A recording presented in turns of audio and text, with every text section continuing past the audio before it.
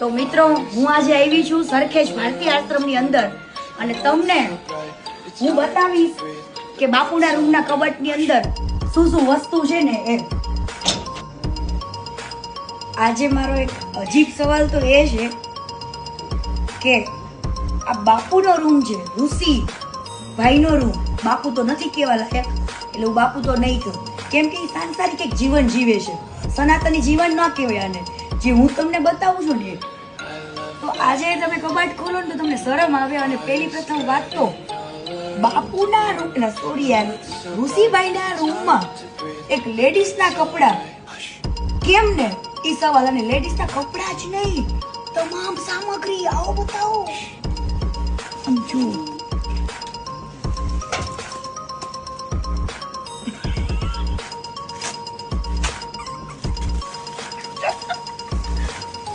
ઋષિભાઈ આ તમારા છે, આવું તમારે આવે.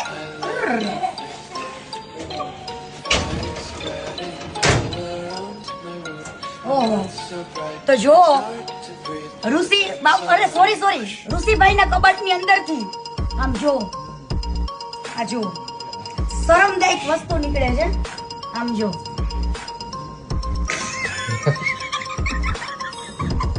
મને દાંત આવે છે આ કબાટ ખોલ્યો ને એમાં. અરે નકરી આમ જો. હા બાપુ ચડી લાગે છે. આ એક સનાતન ધર્મને લજાવવાની વાત છે.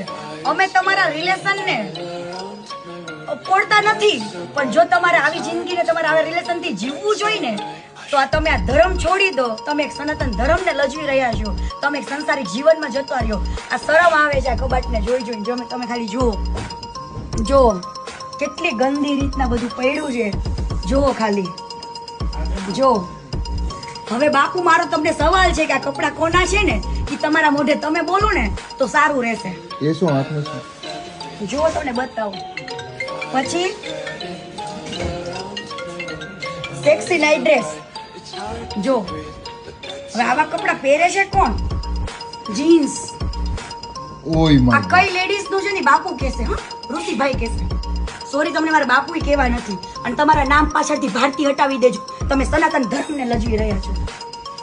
અરે આ કોના કપડા કોના છે? જો ખાલી અંદર ટી શર્ટો તો જો. ઓહો આમ જો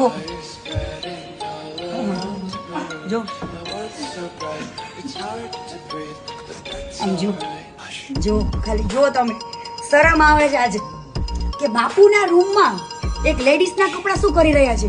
કઈ લેડીઝના છે તમને ખબર છે, મને ખબર છે, પણ તમે લોકો મોઢે કહેશો ને તો મજા આવશે. જો હો,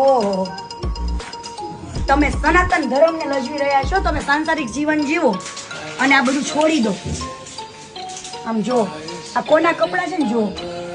તમે જાણો છો, હું જાણું. જો આ તો બધું નીકળતું જ જઈશ. બોલો આમ જો.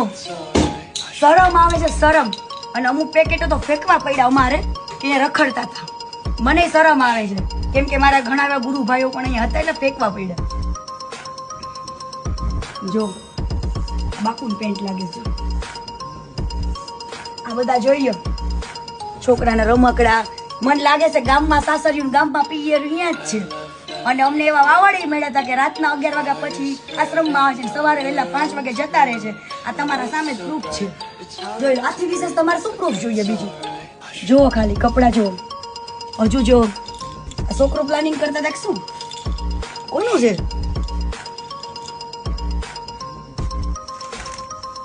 જો અરે હજુ તો નીકળતું જ જાય. સમજો આ સાઈઝ કોની છે? આવજો ખાલી જો. શરમ આવે છે મને આજે લેડીઝ થઈ નહીં. ઓહો માય ગોડ. જો આવા કપડે રાખવાના અને ફેન્સી રાખવાના, તો આની કરતા તમે આ ધર્મ જ છોડી દો. બરાબર? આ જો મેકઅપ. તમે કયો મેકઅપ કોનો છે? બધું હજુ ઘણું બધું છે. બરાબર? શરમ આવે છે આજે. અને ઋષિ ભારતી બાપુ એટલે સોરી ઋષિભાઈ, તમે જવાબ આપજો કે આ કપડા તમારા રૂમમાં કઈ લેડીઝના છે? તમે કયો અમને. અમારે તો નથી બોલવું કઈ લેડીઝના છે. બધા જાણે જ છે, પણ તમે તમારા મોઢે કહેજો કે કઈ લેડીઝના કપડાં છે. વિચાર કરો તમે. તમારે ભાઈ મને તમારાથી કોઈ તકલીફ નથી, આવું જીવન જીવો છો ને એનાથી, પણ મહેરબાની કરીને એક અપીલ કરું છું, સંસારિક જીવન જીવો, ખુશી જીવન જીવો, પણ સનાતન ધર્મને લજવે ને એવા કામ ના કરો. બે હાથ જોડું છું તમને.